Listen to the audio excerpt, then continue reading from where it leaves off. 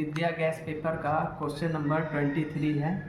और ये adjoint matrix और इन्वर्स मैट्रिक्स बताने जा रहे हैं।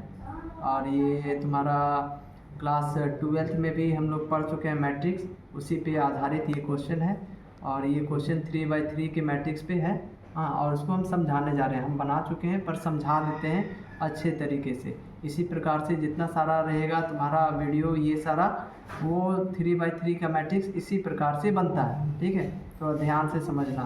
ठीक है, क्वेश्चन है find the adjoint and inverse of a matrix. ठीक है, adjoint and inverse of the matrix. तो क्या करते हैं, क्वेश्चन है तुम्हारा सामने ये। ठीक है, एक ये a बराबर दे दिया है 3 1 3 1 2 3 3 4 5 6 7 8 9। ठीक है, ये हम लोग 3x3 के फॉर्म में है, 3 × 3 के 3 रो 3 कॉलम्स। ठीक है, तो इसका मैट्रिक्स कैसे निकालते हैं, पहले हम लोग इसके लिए ए मोड मतलब ए का हम लोग मोड निकालते हैं। ठीक है, इसको डिटर्मिनेंट्स कहते हैं, ए का डिटर्मिनेंट निकालते हैं। तो इसके लिए हम लोग क्या करेंगे, ये रखेंगे और ये बंद। ठीक है, तो ये दोनों का मल्टीप्लाई करेंगे और माइनस का साइन देके ये करेंगे। ठीक है, पर देखो यहाँ पे ये रखें, ये गायब, ये गायब, इन दोनों का मल्टीप्लाई किए तो 36 हुआ, और माइनस का साइन इन दोनों का मल्टीप्लाई किए तो 35 हुआ। फिर यहाँ पे सेकेंड में याद रखना, ये प्लस होता है, यहाँ माइनस होता है, यहाँ प्लस होता है। तो हम लोग वही काम करते हैं, यहाँ प्लस लिए, यहाँ माइनस होता है, माइनस लिखेंगे और जो रहेगा वो लिखें यहाँ पे इसका 2। और जब ये बंद तो बचा ये दोनों का मल्टीप्लाई हो गया 9 3 = 27, और इन दोनों का मल्टीप्लाई हो गया 6 5 = 30। ठीक है, लिखें प्लस 3, इसका 3 लिख देंगे, और ये तुम्हारा ये बंद तो ये दोनों बचा, तो ये दोनों का मल्टीप्लाई करेंगे 7 3 = 21, और माइनस का 6 4 = 24। लिखें, अब इसको सॉल्व करेंगे तो क्या होगा, देखो 1 और माइनस का 36 - 5 1 होगा। 2 × का इसको घटाएंगे, 2 × का घटाएंगे तो 3 होगा, माइनस का 3 आएगा, रिजल्ट माइनस का 3, और माइनस का 3 और 2 के साथ मल्टीप्लाई है तो क्या हो जाएगा, प्लस का 6। ठीक है, अब यहाँ पे 3 है और प्लस माइनस माइनस, तो माइनस का क्या हो जाएगा 3, माइनस का 3 को जब 3 से मल्टीप्लाई करेंगे तो 3 3 = 9, और sign plus minus minus. Finally हमको क्या मिला, 7 में से 9 घटाएंगे। ठीक है, 7 में से 9 घटाएंगे तो बचेगा माइनस का 2। याद रखना है ये 0 नहीं होना चाहिए, अगर 0 हो जाएगा तो उसका एडजॉइंट और इन्वर्स मैट्रिक्स नहीं बनेगा। ठीक है, तो हम लोग को ये अगर नहीं आता है तब वो आगे बनेगा, तो आगे कैसे बनेगा, इसलिए इसको कहते हैं नॉन सिंगुलर मैट्रिक्स। इसको क्या बोलते हैं, नॉन सिंगुलर मैट्रिक्स। अब कोफैक्टर निकालते हैं, कोफैक्टर ऑफ रो ए का कोफैक्टर। तो अब ये निकालने के बाद कोफैक्टर कैसे निकालेंगे, मेन इंपॉर्टेंट होता है कोफैक्टर निकालना। ठीक है, कोफैक्टर कैसे निकालते हैं तो ध्यान से समझो। ये यहाँ पे इसमें ये बंद तो ये हो गया 9 4 = 36, और ये दोनों को माइनस का 35। ठीक है, इसका यहाँ का कोफैक्टर, मतलब हम लोग कोफैक्टर निकालते हैं तो ऐसा रहता है। और यहाँ पे क्या होगा, यहाँ क्या होगा, यहाँ क्या होगा, यहाँ। ठीक है, वो कैसे निकलता है वो देख लो। तो ऊपर वाला के लिए निकाल रहे हैं, तो यहाँ पे ये बंद तो यही हो गया 36 माइनस का 35। ठीक है, इसको बंद करेंगे 9 4 = 36 माइनस का 35, ऊपर वाला का यहाँ का वैल्यू निकल जाएगा। फिर इसको डायरेक्ट भी लिख सकते थे, पर एक एक करके निकाल रहे हैं। इसका अगर बंद करेंगे तो यहाँ बंद हो जाएगा और यहाँ बंद हो जाएगा, ऊपर वाला बंद हो जाएगा। तो ऊपर वाला बंद हो जाएगा तो क्या बचेगा, 9 3 = 27 और माइनस का 30। ठीक है, 6 5 = 30। अब 3 को अगर बंद करते हैं तो 7 3 = 21 और माइनस का 6 4 = 24। तो मतलब हमारा आया क्या, 1 घटाओ तो वो आएगा 1 -3 -3। ठीक है, अब दूसरा कोफैक्टर अगर मान लेते हैं दूसरे रो के लिए निकालेंगे तो क्या हो जाएगा, तो ये निकालना है हमको, ये निकालना है। तो इसको निकालने के लिए सेकेंड रो में देखेंगे, तो ये सेकेंड रो का ये बंद करेंगे। ठीक है, और 3 का जो प्लेस है ना, इसको बंद कर रहे हैं, इसको बंद करेंगे तो ये कटा तब बचा क्या, ये दोनों। ठीक है, ये दोनों को मल्टीप्लाई करेंगे, 9 2 जा 18 लिखेंगे, और माइनस ये दोनों को मल्टीप्लाई करेंगे, 9 3 जा 27, 9 3 जा 27 हो गया।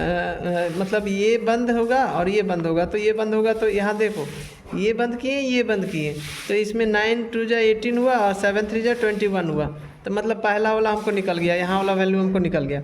अब ये वाला वैल्यू निकलना है, तो इसको बंद और इसको बंद, ठीक है, ये बंद होगा, ये बंद होगा, तो फिगर में देखो यहाँ से ये बंद होगा, ये बंद होगा, तो ये दोनों का मल्टीप्लाई किया होगा 9 और ये दोनों का मल्टीप्लाई किया होगा 18, तो 9 माइनस का 18 लिखेंगे।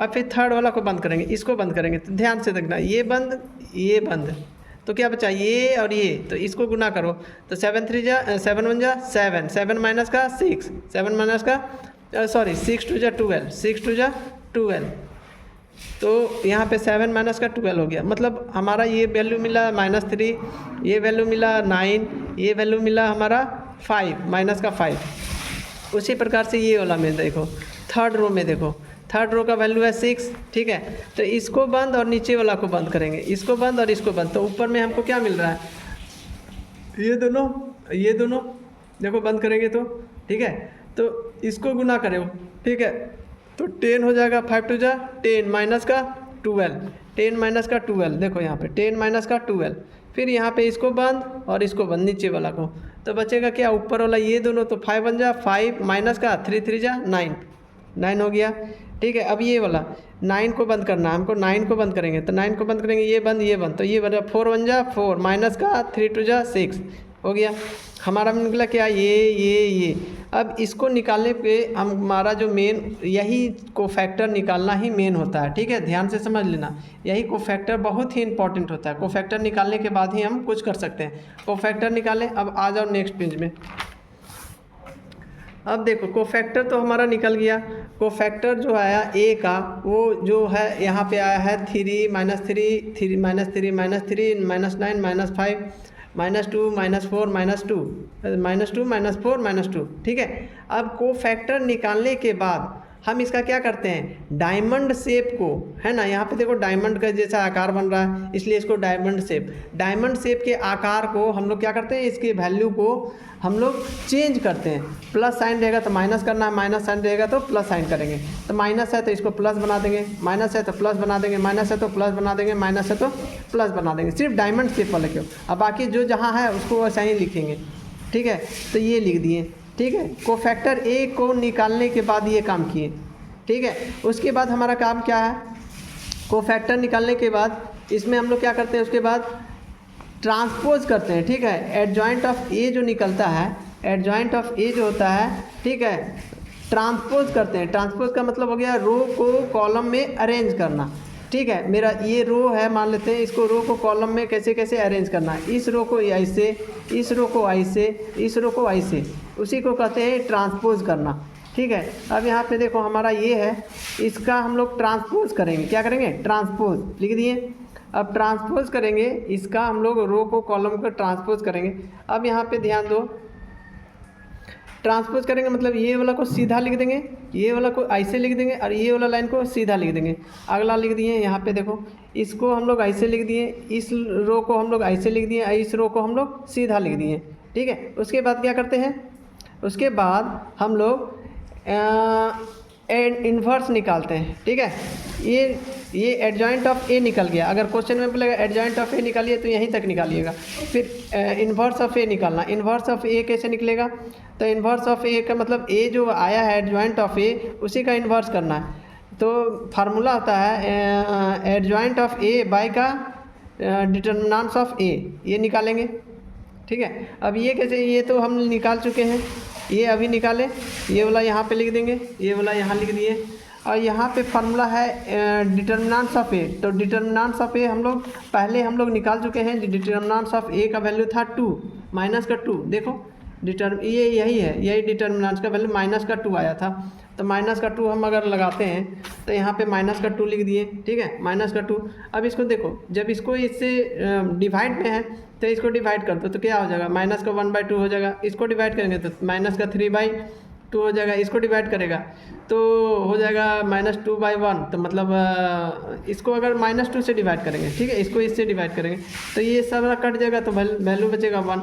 इसको भी -2 से डिवाइड करेंगे तो -3/2 हो जाएगा। यहाँ पे हम उसको ऊपर भी लिख सकते हैं, -3/2 भी लिख सकते हैं। इसको इससे डिवाइड करेंगे तो ये कट जाएगा, तो 9/2 हो जाएगा। ये वाला इससे डिवाइड करेंगे तो क्या हो जाएगा, -2 हो जाएगा, कट जाएगा तो -2 आ जाएगा, ठीक है।